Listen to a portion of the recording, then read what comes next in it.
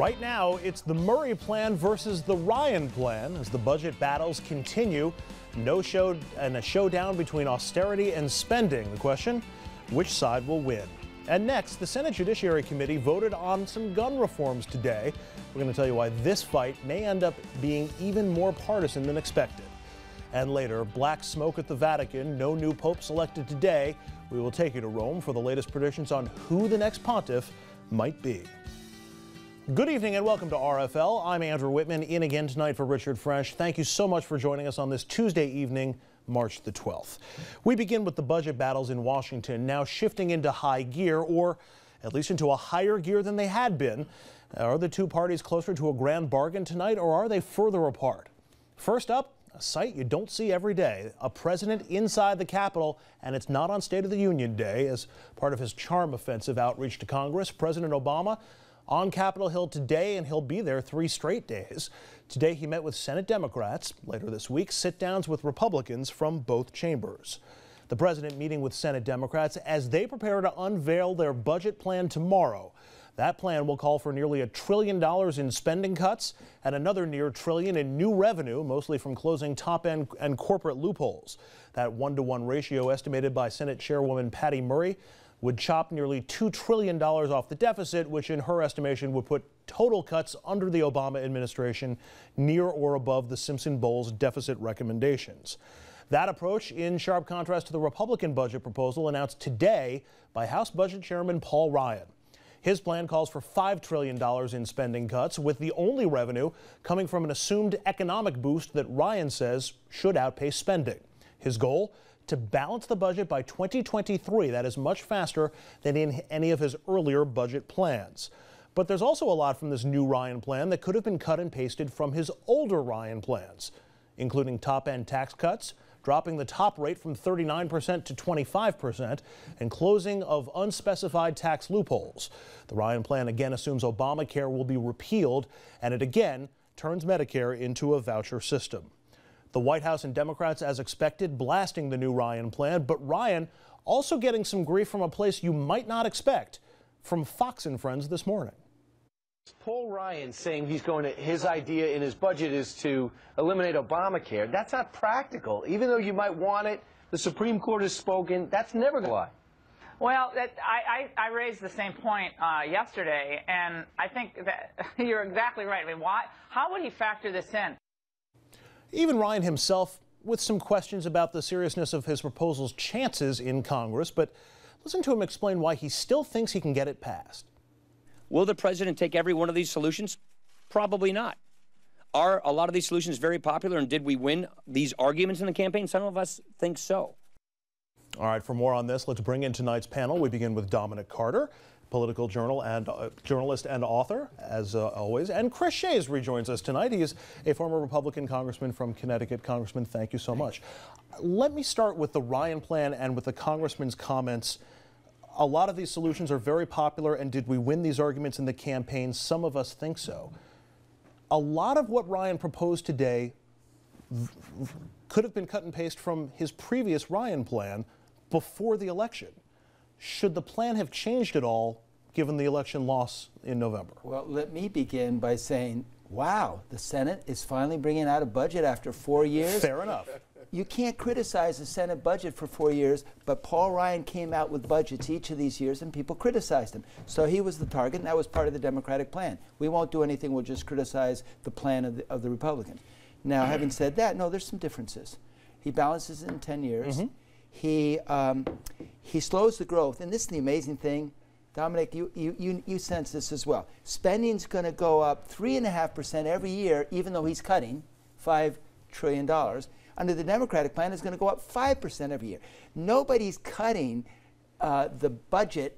They're cutting the increase to the budget. But rather than focusing on the numbers itself, and we can get to that in a little bit, where the two sides are right now, you've got the president on Capitol Hill trying to reach out to both and that's good. Trying to reach out to both parties. You've got the Democratic budget proposal, which will be a combination of cuts and new revenues, so new taxes if you want to call it that.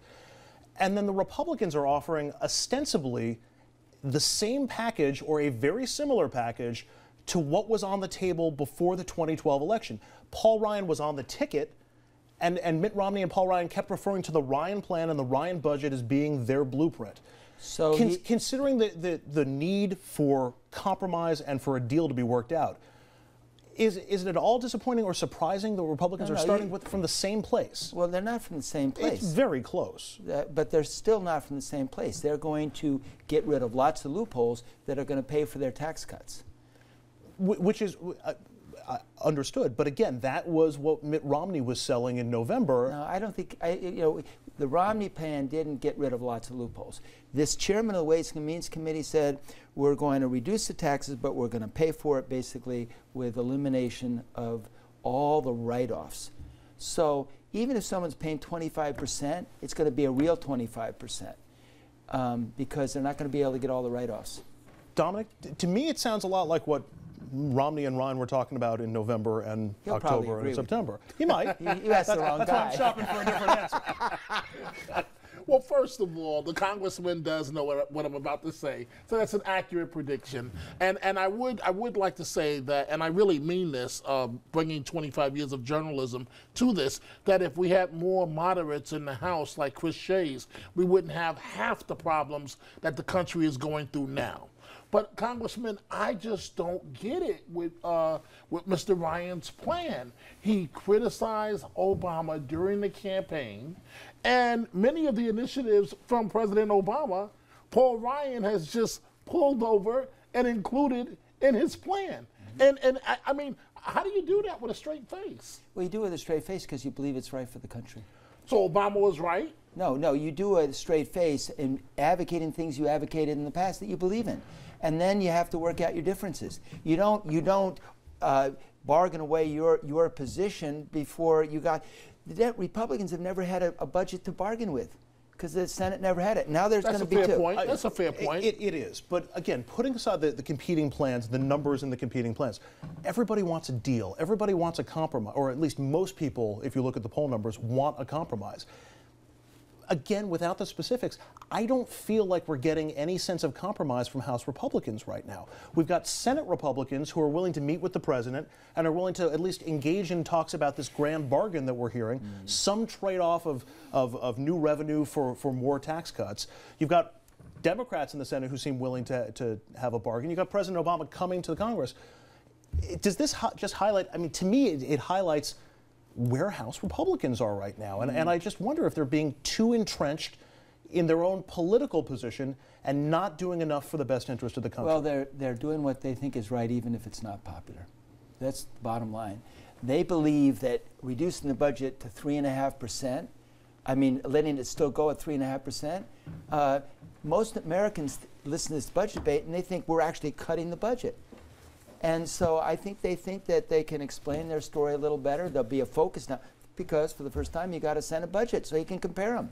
But I mean, for example, Congressman, on the Medicare and Medicaid front, they're still pushing the idea of block grants to states, letting states control that. I mean, that's almost dead on arrival. So should they give up and just write a Democratic budget and then negotiate their Democratic budget with a Democratic budget? No. Let me take a slightly different angle on that.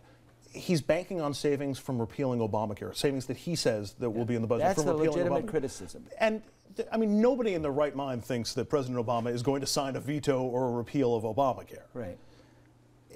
Okay. All right. So I agree with you. And so if his budget's going to cut $3.5 trillion instead of $5 billion in the end, and the Democrats cut $1 trillion. Yeah, you know, I would listen to the increase.